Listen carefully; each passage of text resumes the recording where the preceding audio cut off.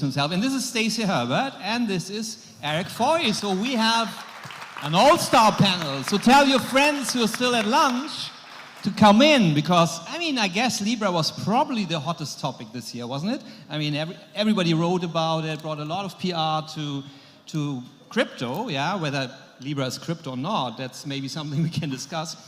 Before we start discussing, maybe not everybody knows what Libra is exactly, and the one who've heard about it, though haven't, I mean, Erik, he has watched the whole Congress hearing with Mark Zuckerberg for 4 hours. Sounds like torture to me, but obviously you're very interested in that topic. So Erik will give us a short overview what Libra is, okay? Yeah, all right, I think this is on. Yeah. So, yeah, Libra was quite the sensation this year. Essentially, it is Facebook's cryptocurrency project, and we've been hearing about it for a year and a half or so. I was very curious what the actual details would be when they were revealed, and we had them revealed earlier in the late spring, early summer. Basically, what it is a cryptocurrency that is managed by a consortium of nodes. Those nodes are essentially permissioned companies that have the license or the permission to run one of those nodes. And this would be a global currency and payment system that operates on that model. The reason I think it was quite interesting is that myself and a lot of people assumed that it would just be a proxy for dollars, that each Libra coin would just be $1. That would have been kind of the safe and easy way to do it. But to their credit, they actually created a token that was backed by a set of different things, some fiat currencies, some bonds, and other securities. And what this meant was that the Libra unit itself was a new currency, something above what the dollar was. And that led to some of the controversy as well. So that's a basic overview of what Libra was. Okay, somebody gave this funny title, The Good, the Bad, and the Ugly, whatever that means. So it means we kind of followed a little bit. So we start with the good sides. I mean, what could Libra bring on positive results for Bitcoin, for the real cryptocurrency, I would say? And we start with Diego, because Stacy would like to say the ugly things. So we start with Diego. I think the good thing is that everybody, or most people in the world, assume that money was run by the state forever. And the truth is that money was private until very recently. The whole concept of the nation state and the central banks only has like 300 years, a little bit over it. And I think one of the things that these technologies are bringing back, the cryptocurrencies, decentralized networks are bringing back, is the power to issue and control private money. So in a way, by Libra creating this currency that is not attached to a nation-state currency and running it and having the ability to expose a big part of the population, 2.5 billion people in the world, they started the discussion of, is really money does really money belongs to the state? Or is something that the corporations can take over, that people can take over? They all start to read Hayek suddenly, that denationalization of money, yeah? Absolutely. But now we are having, this is realpolitik. So we are having that discussion in the real world, you know, with a true implementation. It's not theoretical anymore. So I think that's the good I can see in there. Is there anything good that you can think of, Stacy? I will say that it did give an aha moment. You saw for like that, there was a host on CNBC who only then, once Libra was announced, understood Bitcoin. Because he realized that, wait, Bitcoin is better. Like this, now I understand Bitcoin.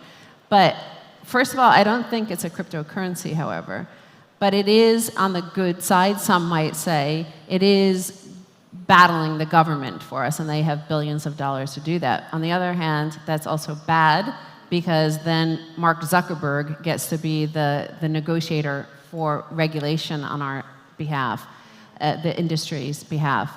And on the other hand, I think it will accelerate nation-states wanting to introduce their own cryptocurrency, they'll call it, but it's like a centralized digital currency. And the end of cash in many economies around the world. So I think that it could accelerate a bad situation. Stick with the good. Stay with the good. The bad is the next next round. I have to qualify it with my bad thing. Wait until you hear the ugly. Nothing else. Nothing else. I know. I'll stop there. That's. Okay. Well, I guess it is competition. I mean, I could see where Facebook's coming from. Their competition they see as Alibaba and Alipay and WeChat. So there's competition for your who's going to basically gather all your information. Eric, I always what's have to put a bad thing in there. Sorry. the good side of Libra? What's the good results? Yeah, I was actually thrilled to see this come out this year. And it hasn't launched, obviously, yet, and it may never launch. But I love the project because it has brought discourse on the nature of money itself into the public consciousness. We had Mark Zuckerberg, this titan of industry, multi-billionaire, one of the most well-known business people in the world, and he's sitting there getting grilled by Congress about this new currency, and them asking him, why do you think you need a new currency when we have the almighty government dollar, and how are we going to impose our political objectives on other countries if Libra currency becomes more used than the dollar? All these questions which Bitcoiners have been talking about for many years on online forums, but now suddenly it is, in the mainstream. And that's so incredibly powerful, and the more exposure you can bring to the weakness of fiat currencies and why fiat needs to be replaced and why it's worthy to have competition at all, ultimately that accrues value to true cryptocurrencies, Bitcoin and others. So I think it's hugely valuable that Libra is happening. I wouldn't, convert all my Bitcoin into Libra, but I'm already a Bitcoiner. Libra is to help people who are stuck in the fiat world break out of that shell and realize that there's actually different forms of money. Now you can carry on with your rant about the bad sides. I mean, what I really mean is, it could have a negative impact on Bitcoin. Could it replace Bitcoin? Could it make Bitcoin obsolete? Yeah. Okay, that's that's a dumb question. It's not going to replace Bitcoin, but the job to ask. If you saw Andreas Antonopoulos' talk, of course, as he told you should be deleting your Facebook and deleting WhatsApp and deleting Instagram. I can't delete any of them because I'm banned from ever accessing them again. So I would not be able to participate anyway in this Libra economy. And that's an important point to note, is that when you have Panopticoin, we saw with WikiLeaks, when they got cut off from the grid from Visa, MasterCard, PayPal, they had to turn to Bitcoin. But they'll never turn to Libra because Libra will cut them off as well. And we see this in the United States at the moment. It's been pretty crazy since we have this new president, and the elite thinking, sort of educated intellectual class has lost their mind, and they're the ones driving all this deplatforming from Facebook, from Twitter, from all these, sort of social media platforms. So if you have a social media currency connecting everybody, then you get that same sort of political pressure. And, being kicked off Facebook, it wasn't that easy in that, all my family, they still congregate there, and now I'm basically banned from family gatherings. So I don't know what's going on with the family, the extended family, cousins and aunts and uncles. So I can't get on it it'll be 3 years next week. So, that sort of power to just excommunicate and deplatform and demonetize you, it just becomes too great. Wouldn't that mean that people then just switch to Bitcoin after having been shut off because of whatever violation of community standards and cannot pay anymore? It depends. Like I'm saying, I haven't been able to convince everybody in my family en masse to go to another platform now that I'm banned from Facebook. They're still there chatting, and I can't access it, but that's where all my cousins and aunts, and I have dozens and dozens of them, and they all chat there, so I don't see their cat photos and things like that. And also there's an alternative that people would comply. They would say, okay, I don't want to be controversial, I don't want to be shut down, so I won't speak out my mind. Yes. Because Stacy was brave enough to speak whatever she wanted to say, and that's why she was banned. So that's the thing, it's rebellion is one way, but that only happens when you put enough pressure over enough period of time, but in between what you have is silence. That's what's happening in Latin America. That's what's happening in Chile, in Bolivia, in Colombia. It's like, that social pressure is exploding because people has been silenced for so many years. So I don't want to see that happening. I mean, if we can avoid it, let's avoid it. Let's create platforms that are free from scratch, that are open, neutral, that they don't discriminate people. And I think that's the other thing, is as long as you have central parties controlling the infrastructure, those central parties, even if they are well-intended, they will be coerced. The only way not to be coerced is basically not having the power in the first place. And that's the main problem when you start with federations, which are not bad as an evolutionary system, but they are not going to bring disruption. So, I mean, you see even with Twitter now trying to decentralize, because Jack doesn't want to be evil. He doesn't want to be like Mark Zuckerberg, and he's being asked, and so much coercion to get him to deplatform people over their political opinions, and it will happen. You see it everywhere. So why you would want them to know? But now, say all my relatives are there online on Facebook, and they're spending Libra and using Libra. Again, it's another data point for them to collect. They could still target me through that, through what my family is doing and what they're spending money on. I think of both my sisters have done the DNA test, which I've now told them, now I can never become a serial killer. You've reduced my options in life. So, I mean, you see those sort of stories, is like they gather from your family all their social media data that they're putting out there onto these here, as Andrea said, the price of privacy. They upload their DNA, and suddenly, like, my DNA is now with the government if they want it.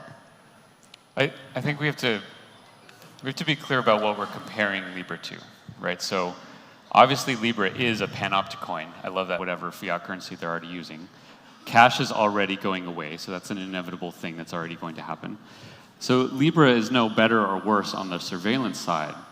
But at the same time, what it does is it changes how money works. It will remove power from the Federal Reserve. So you might still be spied on just as much with Libra, but the Federal Reserve can't create Libra coins.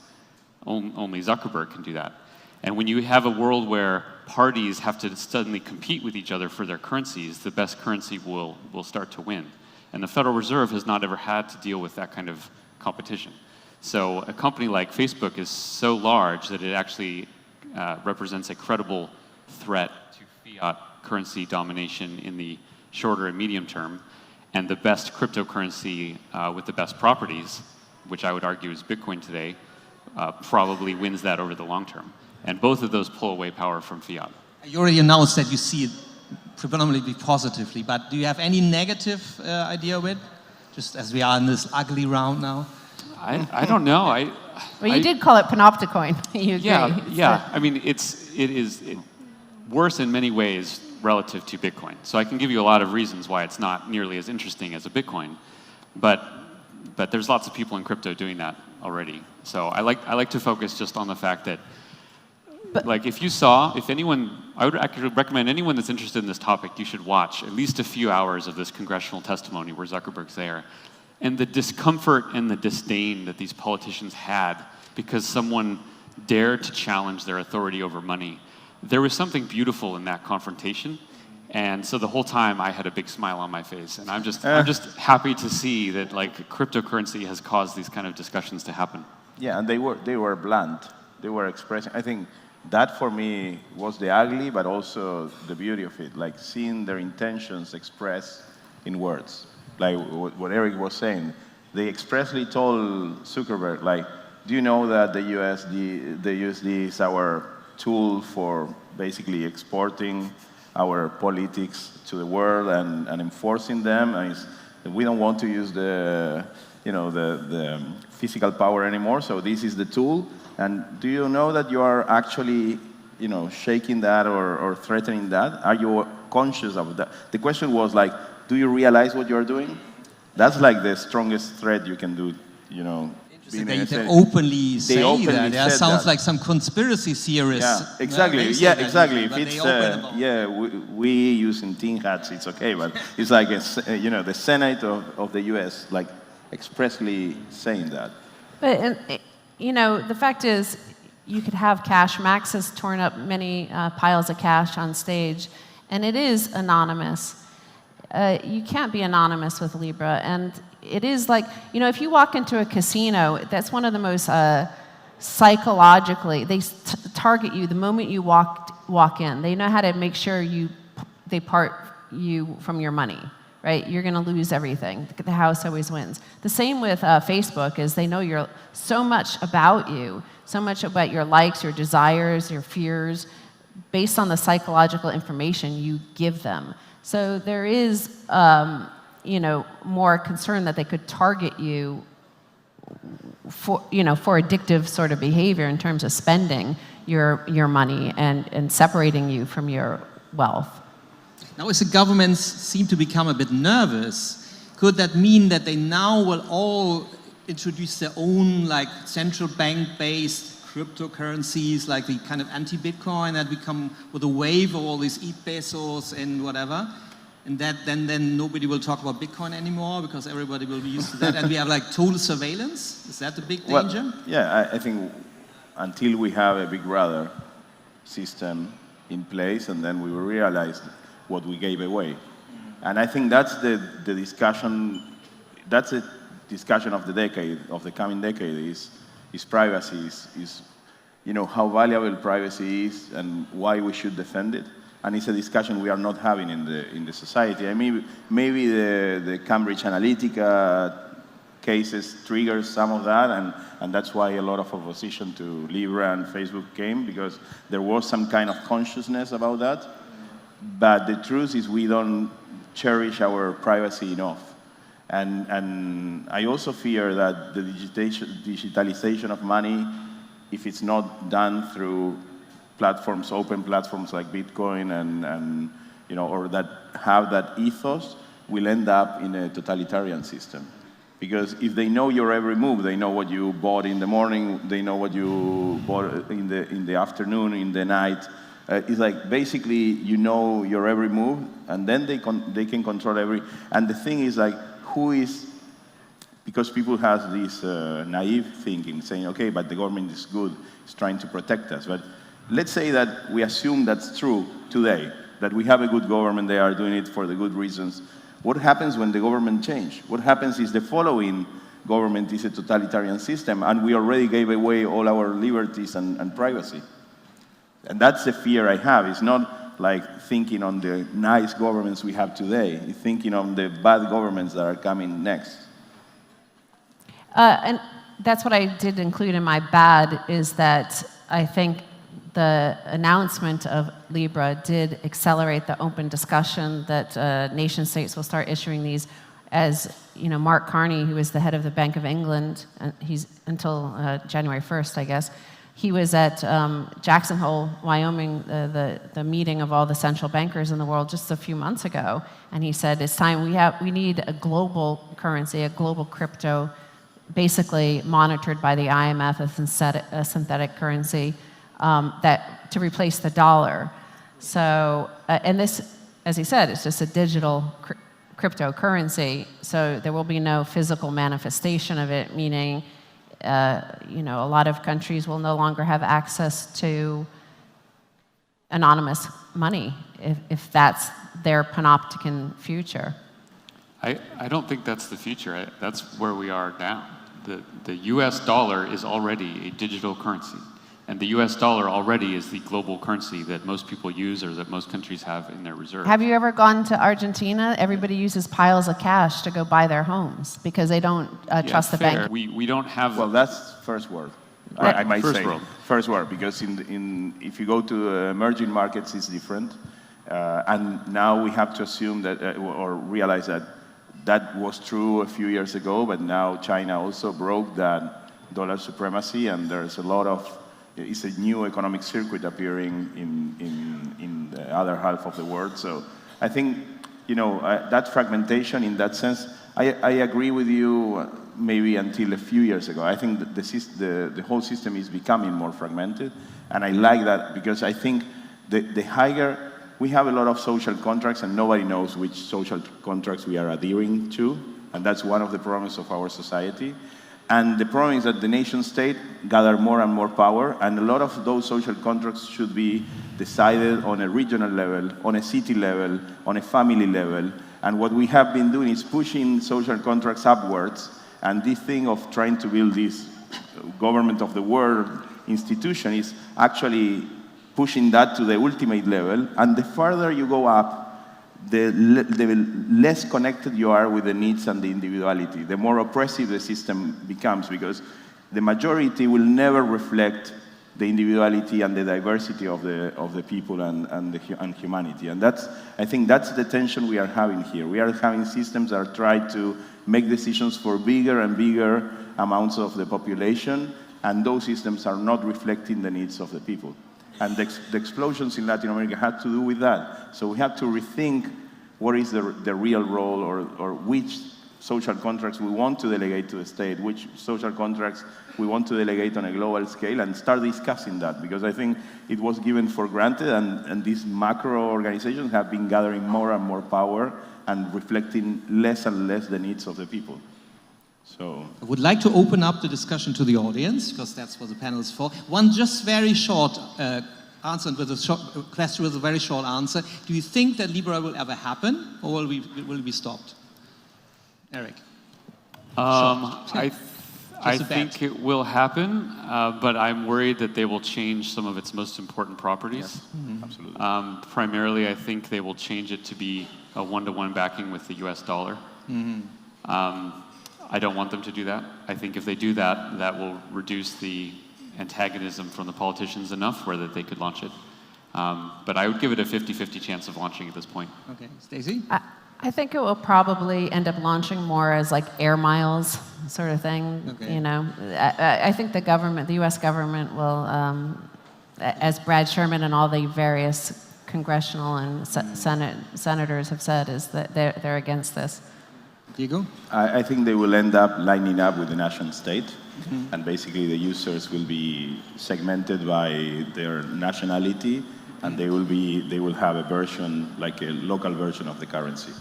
Because I've been in the talks at the OECD, and at all the talks about crypto and blockchain, you know, they never thought of crypto as a threat to financial stability, but they see Libra as a threat to financial stability of the nation. So the only way I think they will accept it, if Libra in each country is fully aligned with the nation state and the controlled by the central bank. Yes, fully in line with that.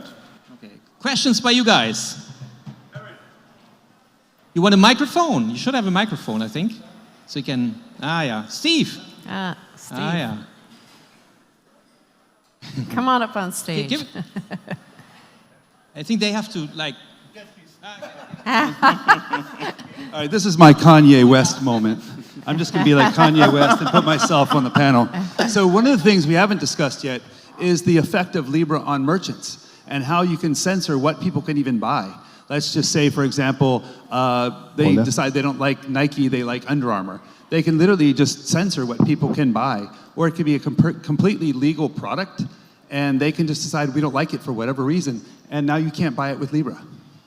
Well, that's kind of what I had said with comparing it to WikiLeaks, but also walking into a casino. As I remember in the last days that I was on Facebook, there were certain, basically my mom's family are all Democrats, my dad's family are all Republicans, and I was not fed any of the stuff from my dad's family. I would have to go there and look for it intentionally, because I guess they identified me as somebody who would be more prone to democratic and liberal sort of messages, and they wanted to make sure I clicked on them. So yeah, the same sort of thing. Because we've seen it even with GoCoin. We see a lot of like merchants that have been kicked off of the fiat systems and doing completely legal business, freedom of speech situations. And they come to us, but we still can't bank them because the banks just will chop it off, even though they're doing things that are completely legal in their jurisdictions. But again, no worse than the status quo. Exactly, but that's what we're saying is like, why not just stick with Bitcoin? Like, it's not a Because threat to Bitcoin. This is why, and this is an important point. We're all here because we like Bitcoin. Most of the world doesn't use Bitcoin yet. They don't understand it yet. They've barely started to hear about it. They're stuck in the fiat banking system. And so, yeah, but from why that teach them perspective- bad practices? Well, at I'm not first? going to go around proselytizing about Libra, but Yeah. they're not going to be hearing from me because I'm a little too radical for those people. They're going to be hearing about Libra from the perspective of being in the banking system. And from that perspective, that's a huge advancement in changing the thinking towards something that's a little more free and open. And that's exactly the kind of thing that allows someone to be more open-minded to the different attributes of Bitcoin. And I'm going to say something very unpopular. Bitcoin is a pretty lousy transactional currency today. I mean, hopefully Lightning can help some of those problems, but when we see a lot of congestion on the network and somebody wants to do a $5 transaction, the economics aren't there. You're better off using a credit card or ACH.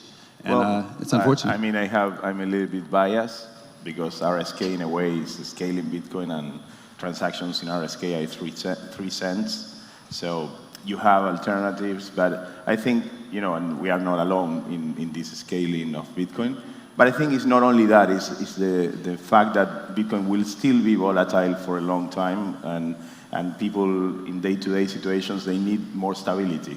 They need what I call short-term money that will retain certain stability in the short term, but of course there are other ways to do stable assets or low volatility assets, but today nation currencies are fulfilling that need, like the short-term stability. Even they lose value over time, a lot of value over time.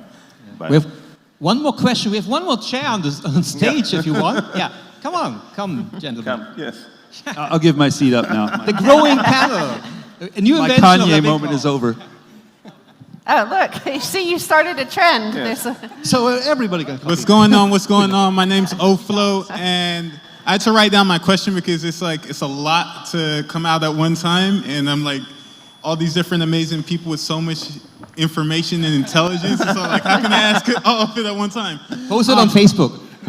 So basically, with the advent of bank cryptocurrencies and corporate cryptocurrencies, how do we market crypto blockchain to the public when the major cryptocurrency Bitcoin is decentralized and there's not the same incentive for public use? I'll have an unpopular opinion there. The greatest thing that has marketed Bitcoin is the price bubbles. Yes. You can talk to people for hours about all the virtues of Bitcoin, but nothing gets the attention of someone who doesn't understand it, like the price going up 10x. And the volatility of Bitcoin has certainly hurt it in certain ways, but it's also very much helped it. And so most of these bank coins or corporate coins or government coins, all those, they will all be stable, which has benefits, but they will lose that ability to capture the imagination of new people. So when Bitcoin goes through its bubble cycles, that is the best marketing, and that's not going to stop anytime soon. That markets to developed economies and Western nations, because you go to localbitcoins.com, they have great charts on actual transactions. 2017, huge spikes in Australia, US, Britain. All those nations heard about Bitcoin because of the price. Look at Argentina's chart. Steady, going up faster and faster over the past 3 or 4 years. So there's no sign at all of a price spike in 2017 in Argentina. So they were not chasing the price, they were chasing a need.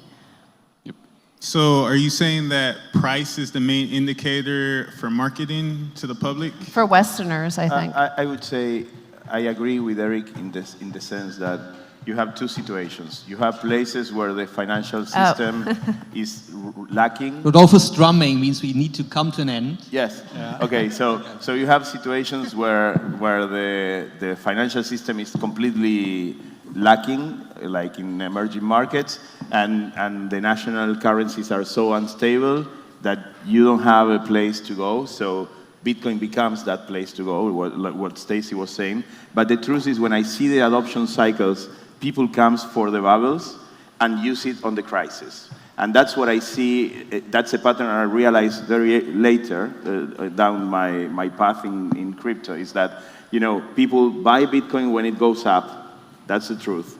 because then it's in the media, it's everywhere. So that's when people come into Bitcoin, but they use it more when the crisis comes.